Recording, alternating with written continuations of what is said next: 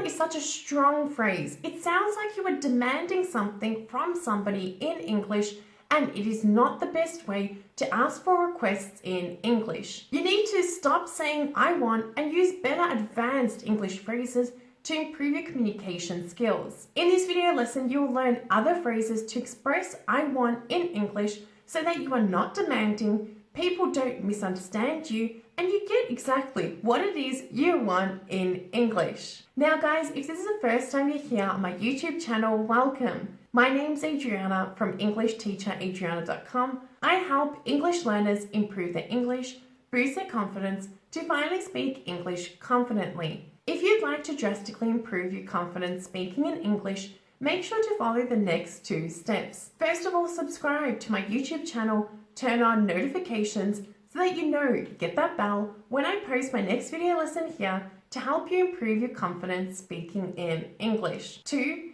download my free audio guide where I share with you exactly what you need to be doing every single day to get the confidence you deserve to speak English confidently. To download my free audio guide, click the link in the description below this video, enter your name, your email address, and I will send you my free audio guide. You've done that? Fantastic. Guys, throughout this video lesson, I suggest that you use and apply the shadowing technique. So while you're watching this video, shadow, repeat out loud exactly what it is that I'm saying so that you can improve your intonation, pronunciation, master connected speech, to sound more natural speaking and using these phrases in conversations in English. Let's begin with the first phrase. Now the first phrase you could use is I'm in the mood for. I'm in the mood for. Now, for example, if my husband came home and he asked me, Adriana, what would you like to eat today? Instead of me just saying, I want a kebab, I could use a phrase, I'm in the mood for a kebab. So here, instead of just saying directly, I want, I'm in the mood for and stating what it is. This is great to be using in settings like this when we're talking about food, about what you'd like to eat maybe, what you'd like to do. For example, if the situation were, what would you like to do today? I'm in the mood for going for a walk. I'm in the mood for going for a walk. Now a shorter, still a little bit more polite, also conversational phrase you could use could be the phrase I feel like. For example, I feel like a kebab, I feel like a kebab, or I feel like going for a walk. This is great to be using in conversational settings. It can be also formal and informal, but you be the judge of the situation. Again, pronunciation, I feel like, I feel like. Now, a more formal way of expressing this could be using the phrase I would like. For example, if you're in a restaurant and the waiter asks you, hey, what would you like to order? Here, in this situation, if I were asked this question, I would answer this question with the phrase, I would like a cappuccino. Or I could even shorten it and I could say, I'd like a cappuccino. I'd like a cappuccino. Both variations are okay here, depending on you and what you prefer to use. For me, it's more natural to say, I'd like a cappuccino, but at times I do also say, I would like a cappuccino. Now, an even more formal and an even more polite way of expressing this would be using the phrase, I wouldn't mind. I wouldn't mind. For example, if I'm at my friend's house and she's asking me, Adriana, what would you like to drink? Instead of saying I want, which could be so demanding in this situation, here I could use a phrase, I wouldn't mind a cup of coffee. So here, this would be okay. I wouldn't mind it. I'm not expressing directly that I want this, but I'm saying it being really polite, using the modal verb would here and also mind. I wouldn't mind a cup of coffee, and let's see if she gives it to me. Again, pronunciation, I wouldn't mind.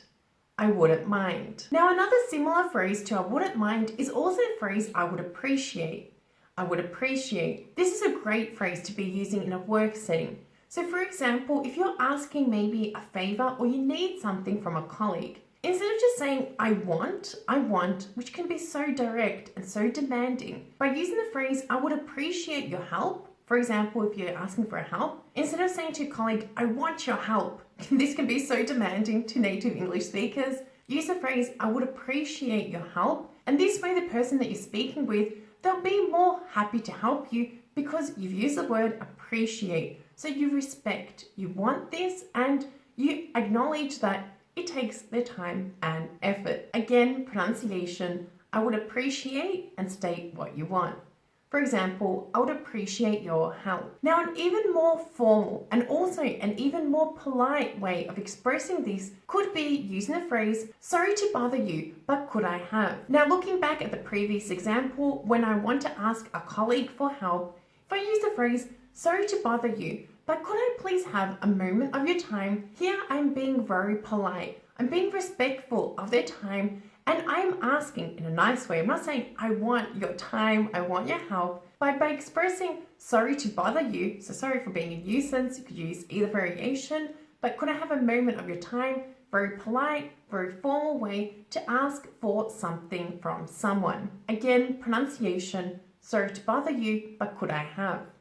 Sorry to bother you, but could I have? Now, if you wouldn't like to be so formal, there is also another polite expression you could use in this situation, and that phrase is, could I please have or get? For example, you're asking a colleague maybe to borrow a pen or to borrow paper. Could I please get your pen? Or could I please have your paper? These are polite, formal phrases, great to be using instead of saying I want. Again, pronunciation, could I get or could I have? Also try to incorporate please. Sometimes I do this, sometimes I don't. Depending how formal and polite you'd like to be, please, thank you, good manners, always good to have in polite and formal situations. Now the phrase any chance or any luck I could get, they're great, formal, not so formal as the previous ones, conversational phrases you could use to express that you want something. So for example, at work, maybe you want a pen from your colleague. You could ask them this by saying, any chance I could get that pen? Or any chance I could have that pen? Great, polite, formal phrases to be using in conversational settings. Again, pronunciation,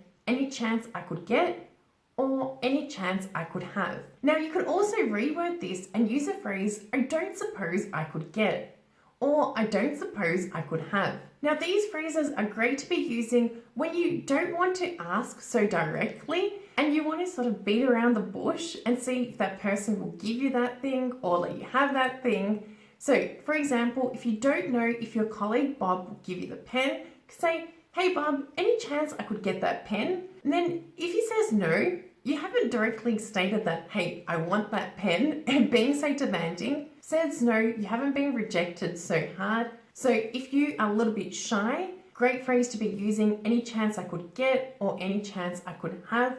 Great phrases in conversational settings. Again, pronunciation, any chance I could have or any chance I could get. Now in the situation that you're being given options. So for example, maybe your boss is giving you a few options to take your holidays or to be paid out for your annual leave. Now, instead of just saying, I want this option, you could use the phrase, I'll go for. This is great conversational. Be careful, it's not so formal, but it is okay to be using at work with colleagues, with bosses that you have a good relationship with. For example, I'll go for the annual leave. Here, instead of saying I want, I'll go for, not so direct, and a great phrase to be using in conversational settings. Again, pronunciation, I'll go for, and state what it is that you want. Now, in the situation that you really want something, for example, chocolate. As many of you know, I love chocolate, and at the moment, I really want chocolate. Now, instead of saying, hey, guys, I want chocolate, I could use a phrase, I could really do with some chocolate. So here, I'm expressing that, yeah, okay, so I like chocolate, you already know,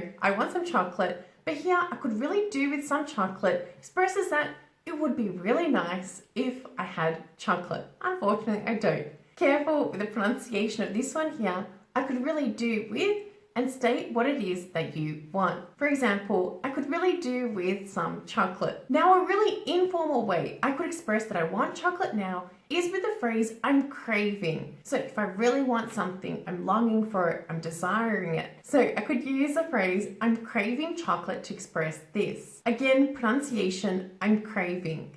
I'm craving. It's not carving, craving. Craving. I'm craving chocolate. But an even stronger way to express that I really want something, that I really need something, informal way, slang way, great to be using in conversational settings, is a phrase I'm dying for. I'm dying for. So for example, right now, I'm dying for chocolate. Here, this means that I really want it. I can't survive with it. Well, not really. A lot of English speakers, even me myself at the moment, So I really feel like chocolate. Instead of saying I want chocolate, I'm dying for chocolate. It's something that I really badly want right now. Careful with pronunciation. I'm dying for.